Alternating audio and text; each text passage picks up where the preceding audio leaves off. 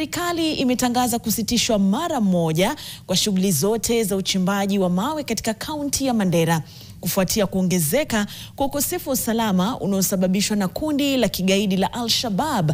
Hii ni baada ya wachimbaji wawili kutekwa nyara na mmoja kuuawa, hali ambayo imezua taharuki kuhusu usalama wa wafanyakazi wa machimbo katika eneo hilo. Na taarifa iliyoandikwa na Moses Wanjala na kutiwa sauti na mhariri Fredrick Mwitiriri.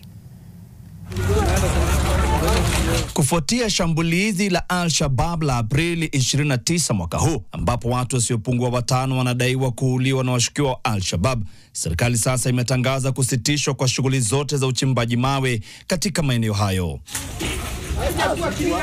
Wachimbaji wote sasa wanatakiwa kutoenda katika maeneo ya machimbo hadi pale maafisa wa usalama watakapotangaza kuwa maeneo hayo ni salama.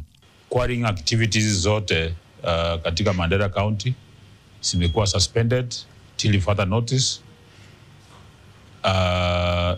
kwa sababu ya vile visa ambao tumekuwa tukiona vikitokea mara kwa mara.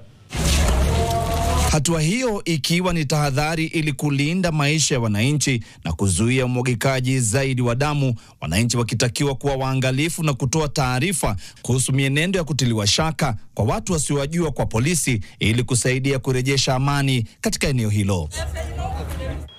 Kamati za usalama za sub-counties wakishirikiana na wenye hizo quarries na wafanyikazi wa quarries wameweka mikakati ambayo inafaa kuhakikishia usalama wale ambao wanafanya kazi katika hizo quarries.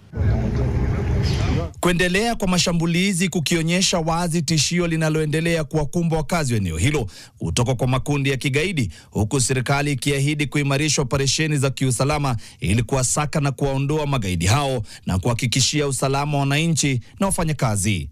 Fredrick Mwitiriri, NTV.